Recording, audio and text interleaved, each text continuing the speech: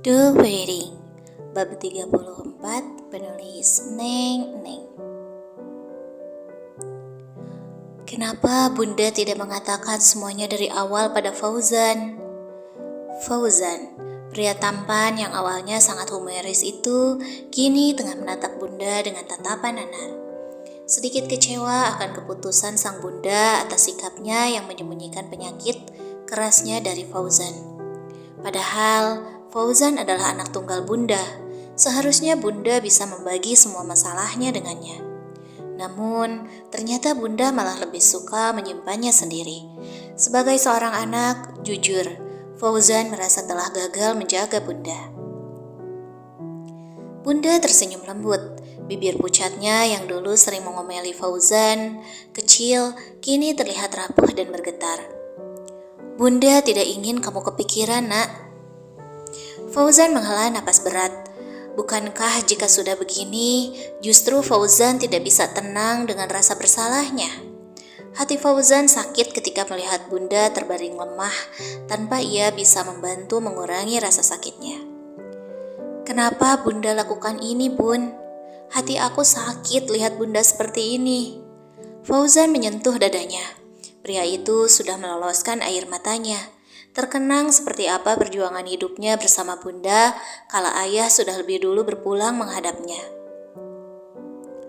Bunda menggeleng pelan, suaranya semakin melemah.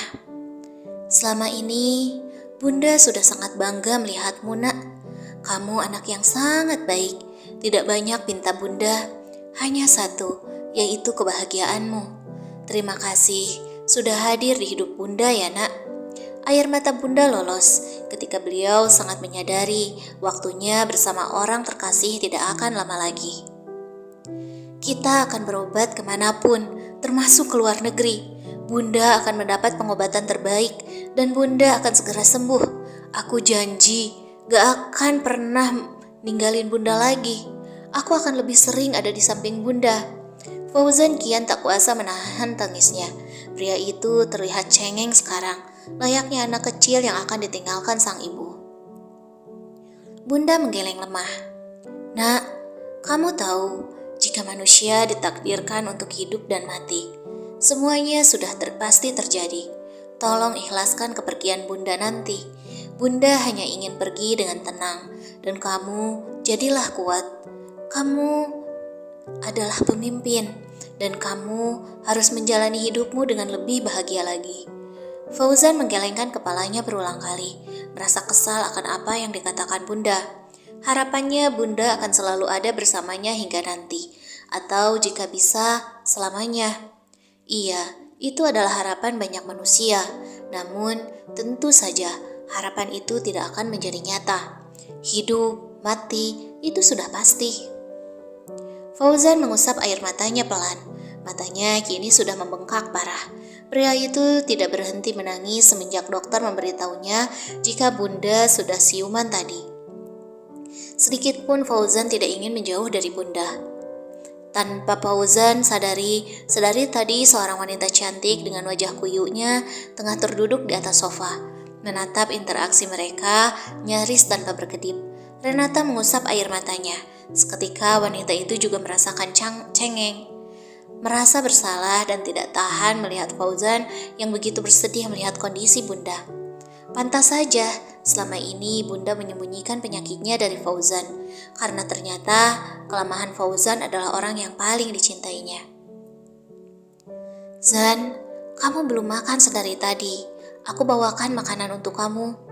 Renata menyimpan makanan di sisi Fauzan yang masih terdiam di sisi Bunda.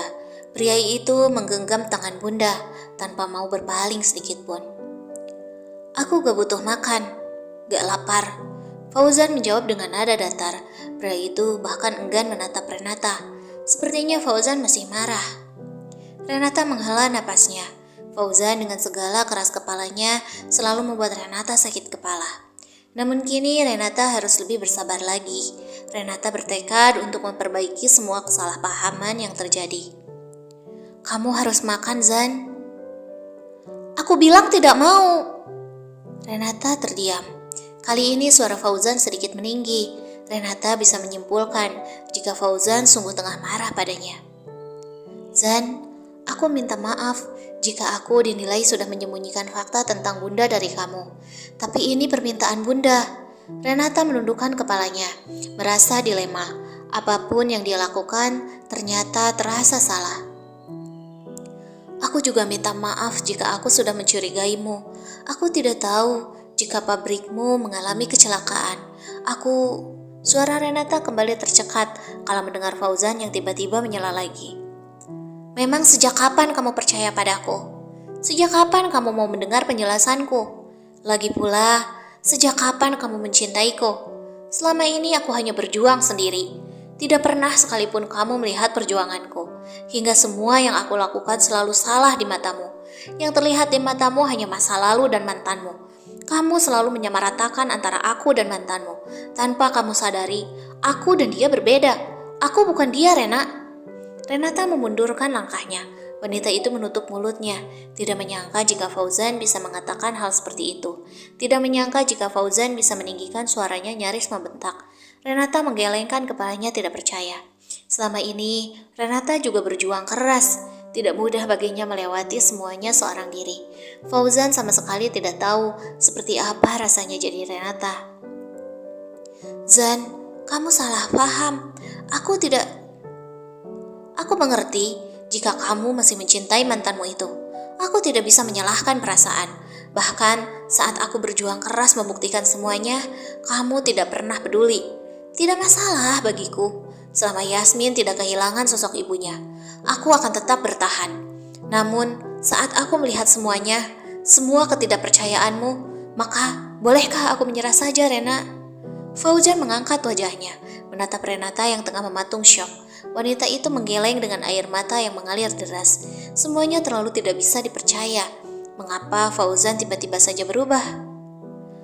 Bisa jadi Fauzan hanya terlalu kalut. Fauzan terlalu lelah dengan semua beban pikiran yang tengah diembannya. Perusahaannya bangkrut, harga dirinya terluka. Renata tidak mempercayainya dan malah menuduhnya sedemikian rupa. Lalu kabar dari sang bunda tentu membuatnya juga tak kalah stres. Fauzan pasti butuh waktu sendiri agar mampu berpikir dengan jernih. Renata menganggukkan kepalanya sesaat. Lantas wanita itu menegakkan tubuhnya. Wajahnya kembali datar. Kamu butuh waktu sendiri untuk berpikir, Zan. Aku akan pergi sebentar. Nanti aku kembali. Aku harap kamu sudah tenang saat nanti aku datang lagi. Fauzan bergeming, tidak ingin menahan Renata untuk tetap menemaninya di sini. Namun, sebelum mencapai handle pintu, Renata menghentikan langkahnya. Kemudian wanita itu mengatakan sesuatu yang membuat Fauzan tercengang. Zan, jika selama ini aku tidak mencintai kamu, mungkin sekarang aku sudah tidak ada lagi di sisimu.